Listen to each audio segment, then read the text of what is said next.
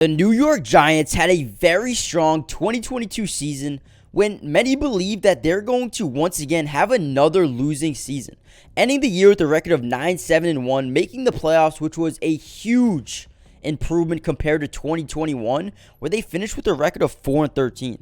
Now, with that being said, 2022 was a huge success, not only for the Giants organization, but for the fan base as well. It was a breath of fresh air and a sign that the organization was finally heading into the right direction. And the Giants have started 2023 by improving in a ton of different categories. However, with that being said, we're only, a month away, less than a month away from the 2023 NFL Draft, and there's still a ton of work to do for this Giants team before they head into minicamp. Now, in this video, I'll be breaking down everything that the Giants have added to their team so far, but what they need to target next in this draft to make sure they take another leap in 2023. However, before we jump into today's video, make sure you guys smash that like button. It helps out the channel so much. So let's see if we can get up to 400 likes. Also, subscribe to the channel if you're new. I will be covering the Giants and the rest of the NFL all year long, so join the family. And one last thing, comment down below, who do you think is the most underrated player on this Giants team right now? And also give me one name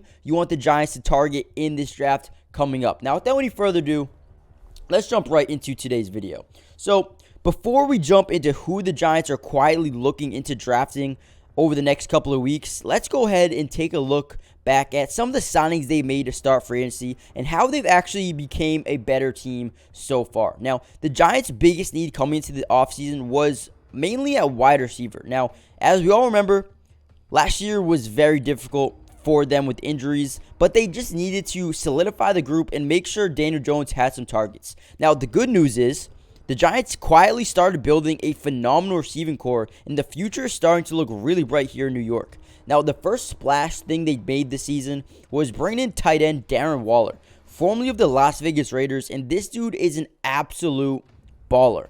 Giants fans will love him from the moment he steps onto the field in training camp. He is an electric playmaker with the ball in his hands and possesses the speed and athleticism of a lot of wide receivers in the NFL, which makes him so hard to defend, especially when he's lined up against linebackers. Listen, Waller will make this Giants team so much more explosive, versatile, and just more dynamic overall. But the Giants didn't stop there. Last season, the wide receiver core, like I said, had a lot of injury problems, were so badly banged up, and to be honest, a lot of guys had a chance to prove themselves at the NFL level. Some played well, and some didn't. For example, Isaiah Hodgins really took that step up, and now they see him as maybe a cornerstone wide receiver going forward. But with that being said, they still had some areas or some positions at wide receiver where they needed to address going forward.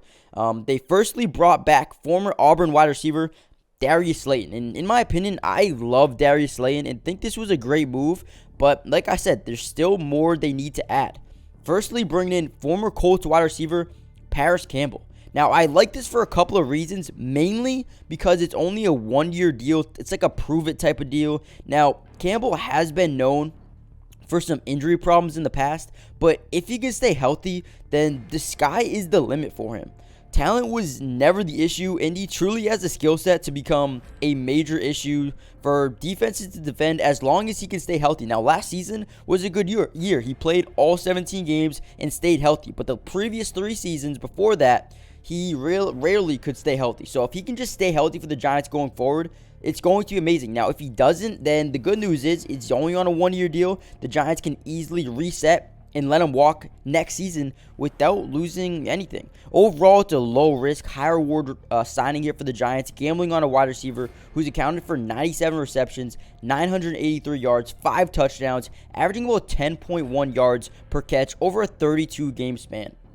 The Giants also added veteran wide receivers Jamison Crowder and Jeff Smith as well. They're going to be reliable depth additions. Now, when I take a look at this wide receiver core, I see so much depth, versatility, and just overall potential for the group going forward, but I still wouldn't be surprised to see them maybe target one or a couple in this draft going forward, which we'll talk about later in the video, so make sure you guys stick around. Now, overall, this offense has actually improved a lot from last season, and now the blueprint for this defense is actually starting to come alive as well.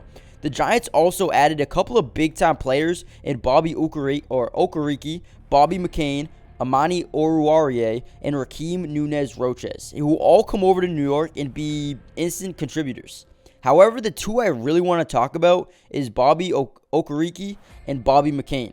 Both these guys have the opportunity and should become day one starters for the most part going into 2023, especially Bobby Okereke. Now, I don't know if I'm saying that right. Let me know in the comment section if I am or not. But he's joining Paris Campbell and spending his first 4 years for the Colts and then signing a deal with the Giants this offseason. And this signing has the potential to go down as a very underrated signing. It could change the entire culture for this defense next season.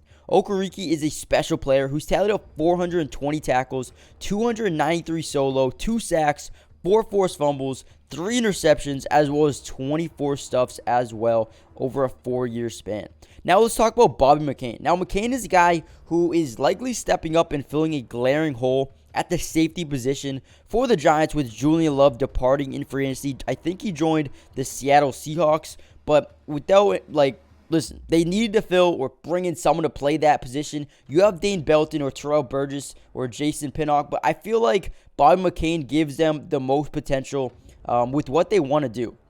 Now, like I said, he's probably only going to come in here and be a potential one-season starter, but they might move on from him in the draft or maybe even next year. They're probably going to move on from him, but I think he's going to be vital for the secondary in 2023. He is a perfect example of a true NFL veteran player who always goes under the radar and is coming off 2 solid seasons for the Commanders, where he put up 139 tackles, 101 solo, 4 interceptions, and 14 pass deflections as well. Now, you move on to guys like Raheem Nunez-Roches and Amani, who also are going to add very reliable depth and physicality to their position groups and are just simply good signings for the Giants, which I don't think we've really seen these types of signings for the Giants over the past couple of years. They're finally starting to get more better in terms of just finding talent in the free agency market. And I love that most of these deals are 1-year deals instead of 4 or 5-year deals where they're locked into someone for a long period of time. This gives them so much more flexibility for the next couple of off seasons going forward. Now, overall, I love almost every single signing that the Giants have made this offseason, and I actually believe that 2023 could be a huge year for them as long as Daniel Jones continues to get better and takes a leap heading into 2023. I do believe that he has the ability to lead this team on a huge playoff run and potentially make some noise in 2023. Now, some guys that they added that we didn't really talk about, who I just want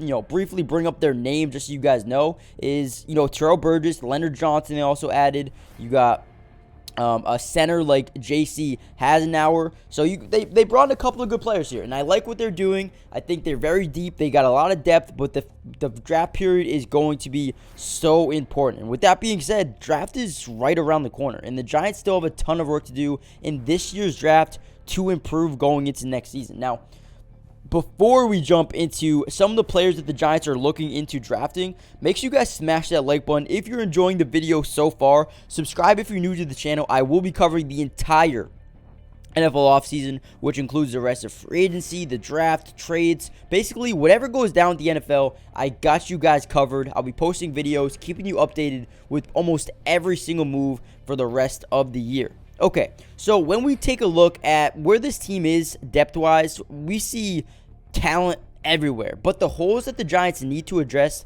are most offensive line, cornerback, safety, wide receiver, and also wouldn't be surprised to see them take a running back 3rd, 4th, or maybe even later in the draft. But they've been meeting with a ton of running backs all offseason, and a couple of guys are starting to stand out. Now, the reason they're probably looking at a running back is you got Saquon on a franchise tag.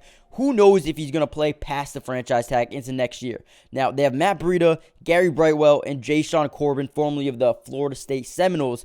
But do you guys really trust that any of these 3 guys after Saquon Barkley can really take a step up if Saquon is not on the team next season? So what I think the Giants are doing is doing their due diligence and bringing in guys just in case someone falls to the 3rd or 4th round. But here are some guys that they've been meeting with. Auburn running back Tank Bigsby. Guys, Tank Bigsby is a different breed, a different animal. This dude, his name is Tank for a reason. He could be a big-time player, not only next season, but in the future could be a workhorse running back. He is amazing.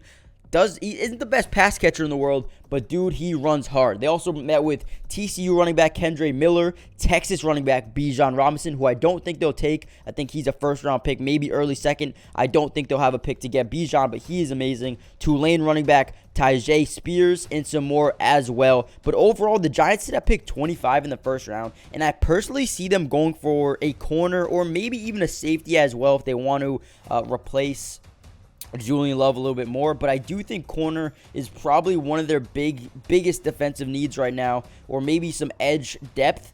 But overall, I think corner is the way to go. Now, a guy who I really like is Emmanuel Forbes. Emmanuel Forbes would be a perfect, guys, and I mean perfect fit for Wink Martindale's defense, who loves to send the heat. Emmanuel Forbes is one of the best playmakers in the entire draft of the corner position when it comes to forcing turnovers. Back in 2020, Forbes had 5 interceptions in 11 games as a true freshman. And his next season, he had another 3 interceptions. And then going into his junior year, everyone knew this is going to be his breakout year, even though he's been a star ever since he stepped onto the field. Now, in 2022, last season, he recorded 6 interceptions, returning 3 of them for touchdowns, and was named second-team All-American and first-team All-SC. This would be a dream scenario that most likely or could likely become a reality here in the next couple of weeks for the Giants. Now, in the second and third round, I see a lot of things on the table for the Giants going forward. But one thing I would like them to do is, like I said, add a wide receiver, safety, offensive line, or even a running back, like I said earlier. But for me, I would like them to go and get a wide receiver like a Marvin Mims, a Zay Flowers, Joshua Downs, or someone like that, or even some O-line help to help Daniel Jones in that run game. But when we take a look at some of the guys that they visited with over the last couple of weeks, last couple of days, we see guys like Zay Flowers, Marvin Mims, Jordan Addison, and some other guys as well, which tells me that wide receiver is definitely something the Giants really want to take a chance on in this year's draft. Now, this is when I want to hear what you guys have to say. What do you guys think the Giants need to do in this draft? I mean, they have a ton of picks, or maybe not a ton of picks, but they have some opportunities here to really improve this roster and bolster it going forward. What positions do you think the Giants should target? Let me know some names.